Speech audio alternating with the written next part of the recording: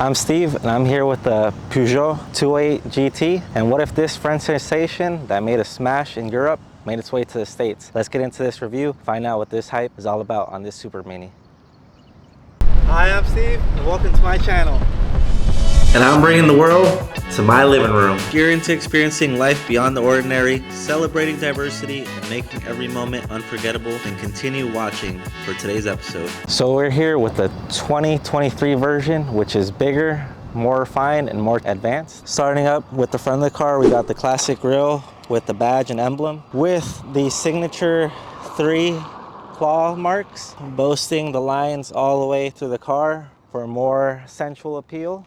This option has the 19-inch alloy wheels with Michelin G1s. And if we make our way to the side of the car, obviously it's a 5-door hot hatchback.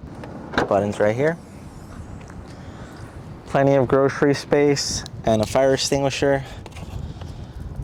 I've noticed cars from other parts of the world have fire extinguishers and none in the US do. So I wonder why that is. If you know, put it in the comment sections.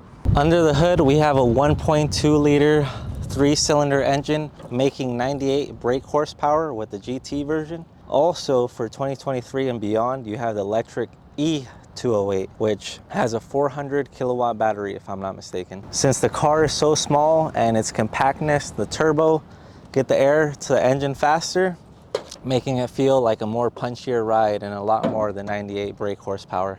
So now that we've covered the exterior, let's make our way to the interior of the car.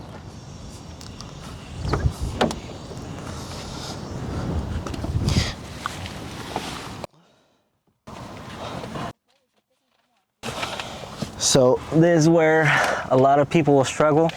I'm 5'9" and I barely fit inside. If you can fit, it is awesome on the inside. Let's get her started. So now we're inside. Starting off, we have the signature iCockpit for the Peugeot. So everything is slanted towards me. It's not as exaggerated as a Corvette C8, but it does have a nice slant to it. Now, the really cool part is this is 3D. I don't know if the camera does it justice, but it's pointed out more. And that's the first time I've ever seen that on the car, and I definitely like it. If we go to the center, we have an 8-speed automatic transmission that makes 0 to 60 in just over 8 seconds, which isn't the fastest, but it definitely feels like you're going a lot faster. If we make our way to the center console, we have these buttons that are reminiscent of a Lamborghini. So, man, you feel like you're in a supercar already, but you're in the small little Super Mini. The top bar is tactile and it controls your settings. You're able to set up to 3 profiles and change your color theme for your displays. Right now it's in the blue mode, but there's red and there's quartz. See, now we're in the red.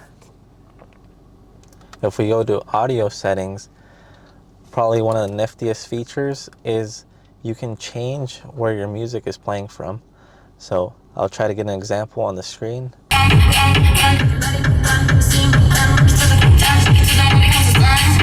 But isn't that cool?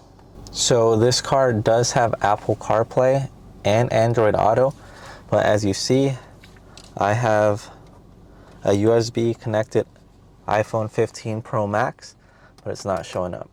So that is a problem. Maybe there's a firmware update and it's already been updated, but currently it's not working. The glove compartment is small, but it's really deep, so you can surprisingly fit a lot of things in there. And on our dash, we have this faux carbon fiber wrapping around, as well as ambient lighting, which I'm sure you can also change the color to. More on the center, we have 2 cup holders that perfectly fit a Monster, and it allows you to change your drive mode between normal, eco, and sport, depending on what kind of a mood you're in. Today, let's go full sport. The car also features lane keep assist, and these handles, when you change the directions, the direction also appears on the handle. Pretty cool. But I personally found this annoying because I've been in other cars with blind spot detection, and usually when the light goes off here, that means the car's in your blind spot. But because of the directional turning, the light turns on, so I'm always paranoid thinking there's a car there, but it's really just the directions. That is going to take some getting used to, but once you're used to it, I'm sure it's not that bad. If we make our way to the top lights, these have a tactile smooth feeling, so you don't even have to tap it, just have to make a little bit of contact. And one of the highlights is the sunroof, which opens up through this little door. You can't open it, but it does look pretty. I'll give them that. How we looking today, chat? Not bad. Good lighting. Gets the job done. Boom.